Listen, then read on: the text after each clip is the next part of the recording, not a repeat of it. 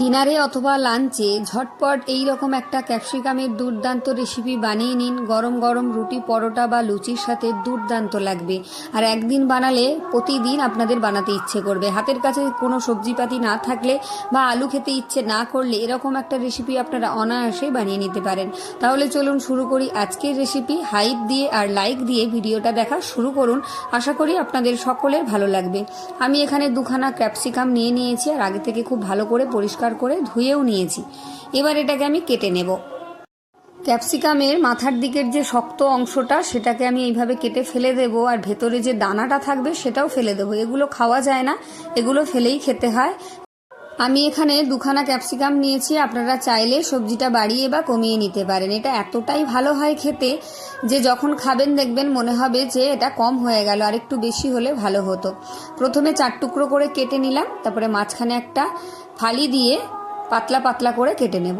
এরকম যারা মাছ মাংস খেতে পছন্দ করেন না তারা কিন্তু পোলাও বা ফ্রাইড রাইসের সাথে এরকম ক্যাপসিকামের রেসিপি বানিয়ে নিতে পারেন।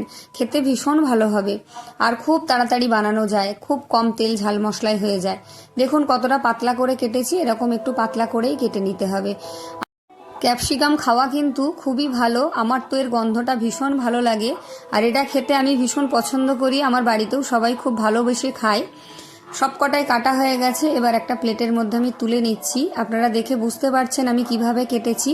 এরকম একটু পাতলা লম্বা করে কেটে নিলেই হবে। এটাকে আমি আর ধোবো না, যেহেতু আগে আমি ধুয়ে নিয়েছি তাই এটাকে আর ধোয়ার প্রয়োজন নেই। চলুন এবার রান্নাটা আমি শুরু করি। এটাকে এক ধারে রেখে একটা কড়াই বসিয়ে দিয়েছি, দিয়ে দিলাম 1 টেবিল চামচ মতো সর্ষের তেল, দিয়ে দিচ্ছি আমি 1 মুঠো মতো বাদাম। বাদামটা আগে দিয়ে দিলাম কারণ বাদামটা ভাজতে অনেকটা সময় লাগে, তাই বাদামটা আগে একটু নেড়েচেড়ে ভেজে নিতে হবে। তারপর এর মধ্যে আমি দিয়ে দেব শুকনো লঙ্কা, 3-4 কোয়া রসুন, অল্প কিছুটা আদা আর কিছুটা নারকেল। আমি এখানে শুকনো নারকেল নিয়েছি, আপনারা চাইলে টাটকা তাজা নারকেল দিয়ে বানাতে পারেন, তাতেও ভীষণ ভালো হবে। 2খানা শুকনো লঙ্কা দিয়েছি। ঝালটা যদি আপনারা একটু বাড়িয়ে নিতে চান তাহলে একটু বেশি করে দিতে পারেন। ভালো করে সব কিছুকে একটু নেড়েচেড়ে ভেজে নেব যাতে সব কিছুর মধ্যে একটু লালচে রং এসে যায়। এই পর্যায়ে কিন্তু সব কিছু ভাজা হয়ে গেছে, এবারে তেল ঝরিয়ে আমি তুলে নিচ্ছি। আপনারা সমস্ত মশলার পরিমাপটা নিশ্চয়ই দেখে বুঝতে পেরেছেন দুটো ক্যাপসিকামের জন্য আমি কতটা মশলা ইউজ করছি। সবটা তোলা হয়ে গেছে, এবারে কড়াইতে যেটুকু তেল আছে ওর মধ্যেই আমি কেটে রাখা ক্যাপসিকামটা দিয়ে দিলাম। এবার একটু নেড়েচেড়ে এটাকে ক্রাঞ্চি করে ভেজে নেব, একদম নরম করে নেব না। এর মধ্যে যেন একটা কচকচে ভাব থাকে, সেই ভাবটা রেখে আমি এটাকে ভেজে নেব।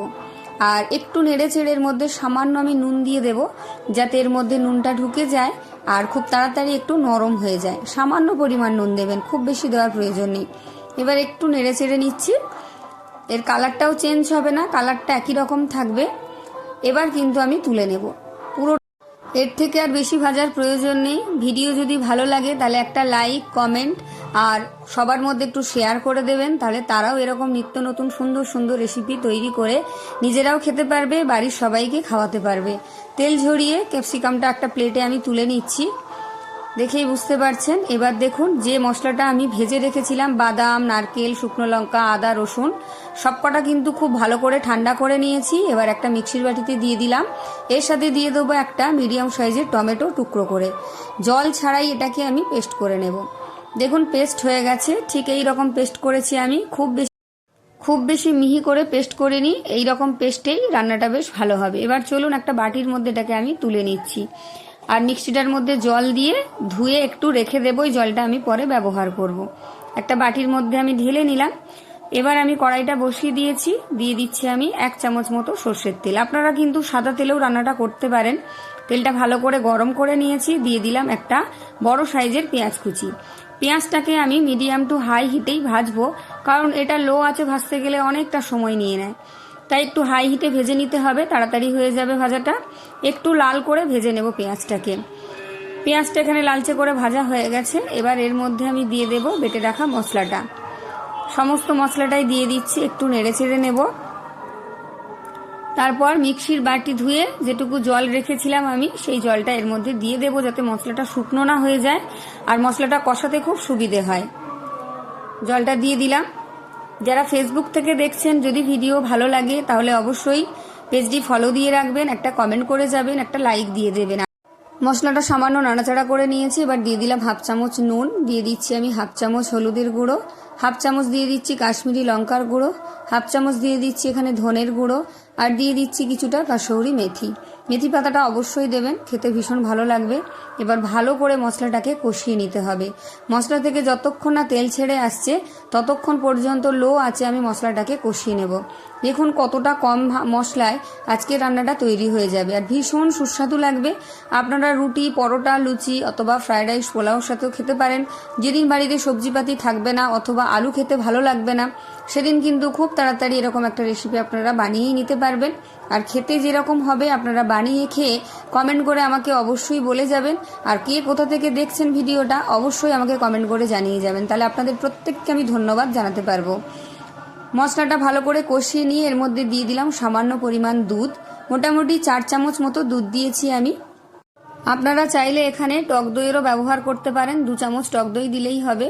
ভালো করে আবারও কষিয়ে নিচ্ছি, মশলা থেকে তেল ছেড়ে আসা পর্যন্ত আমি এখানে কষিয়ে নিয়েছি। দেখুন সুন্দর একটা কালার এসে গেছে, আর মশলা থেকে তেল কিন্তু খুব ভালো করে ছেড়ে গেছে। আর বেশিক্ষণ মশলা কষানোর প্রয়োজন নেই। এবার এর মধ্যে আমি ভেজে রাখা ক্যাপসিকামগুলো দিয়ে দিচ্ছি, দিয়ে ভালো করে একটু আবার নেড়েচেড়ে নেব। এটাকে আর খুব বেশি কষানোর প্রয়োজন নেই, কারণ যেহেতু ক্যাপসিকামটা ভাজা আছে। একটু নাড়াচাড়া করে নেব জাস্ট ক্যাপসিকামের সাথে, যাতে মশলার মধ্যে ক্যাপসিকামের ফ্লেভারটা এসে যায়। এবার নেড়েচেড়ে নিচ্ছি। এবার আমি এখানে জল দিয়ে দেব। এখানে মোটামুটি আমি 1 কাপ মতো জল দিলাম। খুব বেশি পাতলা এখানে করার প্রয়োজন নেই, একটু গ্রেভি গ্রেভি হবে, ঘন ঘন হবে, তবেই খেতে ভালো লাগবে। ভালো করে নাড়াচাড়া করে একটু মিশিয়ে নিচ্ছি।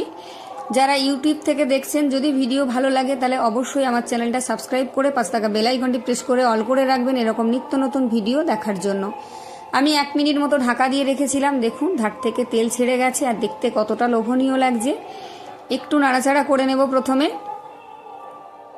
সবার মধ্যে একটু শেয়ার করে দেবেন, সাবস্ক্রাইব করে দেবেন। একটা লাইক আর কমেন্টের আশায় কিন্তু আমরা নতুন নতুন ভিডিও বানাই। আপনাদের সুন্দর সুন্দর কমেন্ট আমাদেরকে নতুন নতুন ভিডিও তৈরি করতে অনেক অনেক উৎসাহিত করে। ভালো করে একটু নাড়াচাড়া করে নিচ্ছি। এবারে আমি ওপর থেকে দিয়ে দেব কিছুটা ধনেপাতা কুচি। ধনেপাতা কুচিটা অবশ্যই দেবেন, ভীষণ ভালো লাগবে খেতে। দেখুন হয়ে গেছে, গ্যাসটাকে আমি একদম লোতে রেখেছি। এবার আমি আরেকটু ভালো করে নাড়াচাড়া করে এটাকে ফুটিয়ে নেব। দেখেই বুঝতে পারছেন কতটা সুন্দর হয়েছে আর কতটা লোভনীয় হয়েছে। এবার এখান থেকে আমি তুলে এটাকে পরিবেশন করব। গরম রুটি, পরোটা বা ফ্রাইড রাইস, পোলাওর সাথে কিন্তু ভীষণ ভালো লাগবে। তৈরি হয়ে গেছে আমার একদম ক্যাপসিকামের গ্রেভি। আপনারা অবশ্যই বাড়িতে একবার ট্রাই করে খেয়ে আমাকে কমেন্ট করে যাবেন। দেখুন কতটা লোভনীয় হয়েছে আর কতটা সুন্দর হয়েছে। তাহলে দেখা হচ্ছে আবার একটা অন্য ভিডিও নিয়ে, অন্য রেসিপি নিয়ে। ততক্ষণের জন্য টাটা। সবাই ভালো থাকবেন, সুস্থ থাকবেন। আর সকলকে অসংখ্য অসংখ্য ধন্যবাদ যারা এতক্ষণ আমার ভিডিওটা ধৈর্য ধরে দেখলেন। আর অবশ্যই কিন্তু বাড়িতে বানিয়ে সবাইকে খাওয়াবেন, নিজেও খাবেন, তাহলে প্রত্যেকে প্রশংসা করবে। দেখুন কতটা সুন্দর হয়েছে। আজকের মতো টাটা।